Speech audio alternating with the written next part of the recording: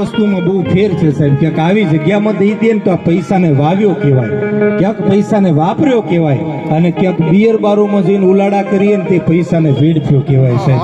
આ તો એક દીધા જેવું ટાણું છે ને દીધા જેવું ઠકાણું છે. એક નાનકડી ધૂન મારે અહીંયાથી બોલાવી છે. તમે બધા મને પ્રેમથી સાથ દેજો.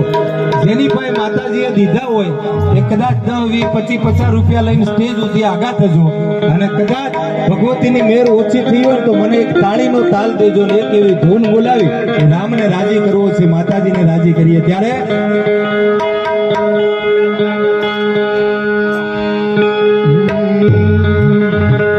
એવી તાળી પાડો તો મારા રામની રે, બીજી તાળી ના હોય જો. ખાલી 5 મિનિટ ધૂન બોલાવી છે, કોઈ બાકી ના રહે. બધા બે હાથે તાળીનો તાલ દેતા રે.